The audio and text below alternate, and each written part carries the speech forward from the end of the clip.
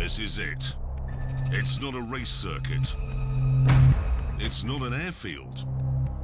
It's not a road. What it is brilliant and fast and extremely dangerous.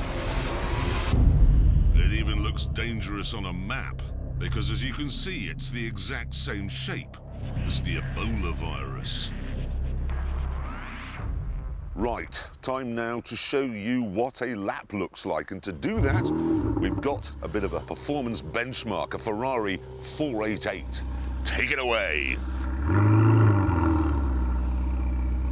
Take it away.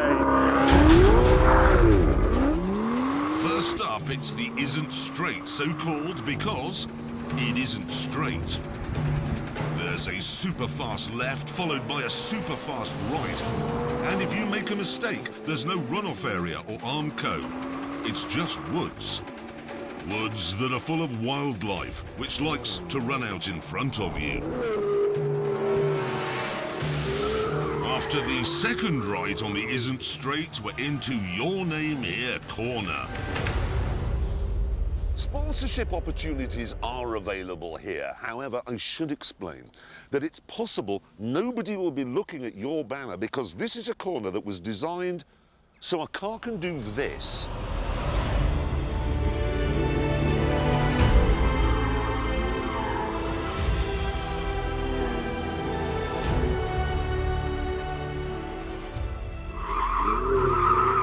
Ladies and gentlemen, James May isn't here today. That's just a friend of mine on his way back up the isn't straight towards Old Lady's house. We've called this section Old Lady's House because it's right next to a house where an old lady lives. She tells us she likes cars. Says she used to have one. Not sure she's going to like them quite so much after we've been here a few times. Next up, there's a narrow and bumpy sprint to substation. You need to get this 90 left right, or you'll crash into a cage full of electricity. And you'll need to get the final 90 left right as well, or you'll run into a field of sheep. So, trees, animals, a house, electricity, and because it's in England, usually quite a lot of moisture in the air. It really is the most dangerous track anywhere in the world. To post a fast time here, you do need those.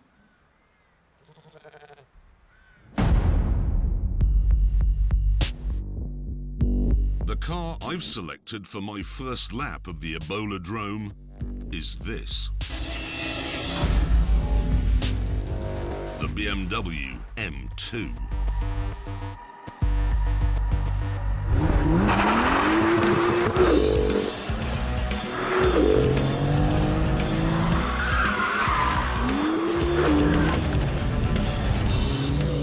Sadly, there isn't the time in this, our first ever show, to do a full road test of this car, but there is time to say that I think this is the best M car BMW has ever made.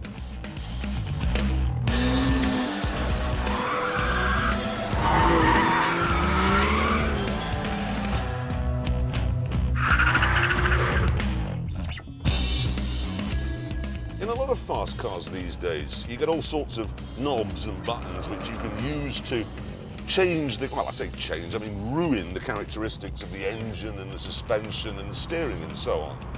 And I always think, well, isn't that like a chef bringing a fish to your table and an oven and some butter and a bit of parsley and saying cook it yourself? No, you cook it. That's what I'm paying for. This car, happily, has a more back-to-basics approach. In the M2, you get a little rocker switch down here which does nothing at all as far as I can see, and that's it.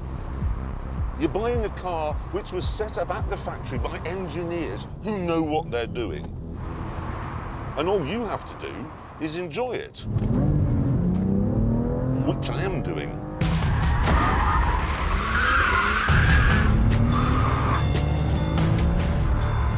Yes, look at Oh yeah, loving that.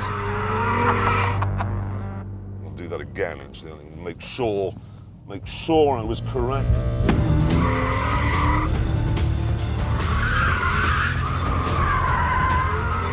This doesn't be any understeer at all. Poke the back out and hold it there. No! I'll do that again. Only going the other way. Wrong way round, your name here. Klaus and Fritz, I am loving your work. Oh, I've made a mess of that. Yes, but I'll just do this and it'll look like I did it on purpose. With the tyres begging for mercy, I got back onto the Isn't and unleashed 365 rampaging horsepowers from the turbocharged 3-litre straight 6. This isn't as fast in a straight line as an M3, but everywhere else, it is better. It feels less heavy, less cumbersome.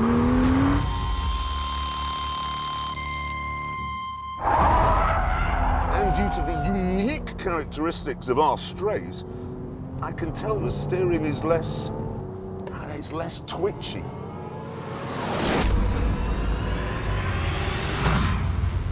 This track was designed to trip cars up.